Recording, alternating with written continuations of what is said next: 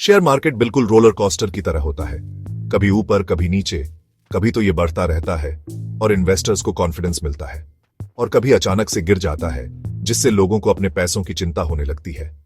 अभी चर्चा है कि फरवरी में मार्केट क्रैश हो सकता है।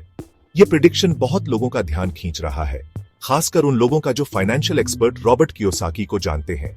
Kiyosaki rich dad poor dad के ऑथर हैं और पैसे के बारे में सीधी सादी सलाह देने के लिए जाने जाते हैं। वो मार्केट डाउनटर्न के बारे में वार्निंग दे रहे हैं और उनकी बातों में दम है क्योंकि वो पहले भी सही साबित हुए हैं।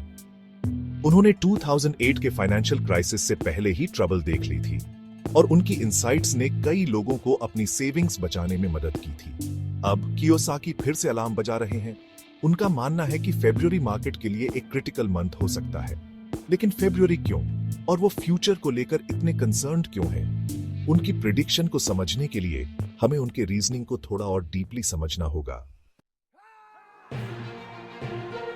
कियोसाकी की प्रिडिक्शन कोई जादू टोना नहीं है। वो केयरफुली इकोनॉमिक इंडिकेटर्स और ग्लोबल इवेंट्स को स्टडी कर रहे हैं। उनकी सबसे बड़ी चिंता इन्फ्लेशन है। जब रोजमर्रा की चीजों और सर्विसेज के दाम बहुत तेजी से बढ़ते हैं तो हमारी परचेसिंग पावर कम हो जाती है। इससे बिजनेसेस को नुकसान हो सकता है और लोगों के लिए इन्वेस्ट करना मुश्किल हो सकता है। कियोसाकी इंटरेस्ट रेट्स पर भी नजर रखे हुए हैं। दुनिया भर के सेंट्रल बैंक्स इन्फ्लेशन को कंट्रोल करने के लिए इंटरेस्ट रेट्स बढ़ा रहे हैं।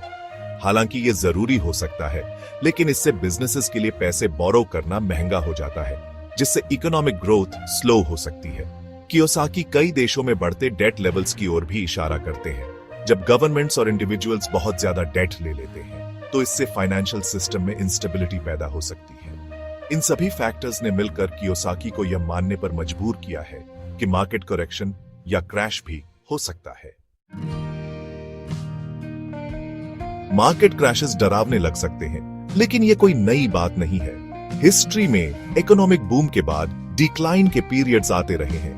याद है अर्ली 2000s में .com बबल कैसे बर्स्ट हुआ था, या 2008 का फाइनेंशियल क्राइसिस। ये इवेंट्स हमें याद दिलाते हैं कि मार्केट्स हमेशा ऊपर ही नहीं जाते। अच्छी बात यह है कि मार्केट्स इवेंचुअली रिकवर कर जाते हैं। हर डाउनटर्न के बाद ग्रोथ और रिकवरी का पीरियड आता है। जरूरी है कि हम इन फ्लक्चुएशंस के लिए प्रिपेयर्ड रहें और घबराएं नहीं। तो अगर कियोसाकी की प्रेडिक्शन सच होती है तो आप खुद को प्रोटेक्ट करने के लिए क्या कर सकते हैं? पहला, पैनिक मत करो। याद रखें कि मार्केट करेक्शंस इकोनॉमिक साइकिल का एक नॉर्मल पार्ट है। दूसरा, अपने इन्वेस्टमेंट पोर्टफोलियो को रिव्यू करें। क्या आपके पास स्टॉक्स, बॉन्ड्स और अदर एसेट्स का डाइवर्सिफाइड मिक्स है? अगर मार्केट के किसी एक एरिया को हिट होता है तो डाइवर्सिफिकेशन नुकसान को कम करने में मदद कर सकता है। तीसरा, अपने रिस्क टॉलरेंस पर विचार करें। आप अपने पैसों के साथ कितना रिस्क लेने में कंफर्टेबल हैं? अगर आप रिटायरमेंट के करीब हैं तो आप अपने पोर्टफोलियो को मोर कंजर्वेटिव बनाना चाहेंगे। आखिर में, इन्फॉर्म्ड रहें, फाइनेंशियल न्यूज देखते रहें और अगर आपको गाइडेंस चाहिए तो किसी फाइनेंशियल एडवाइजर से कंसल्ट करें।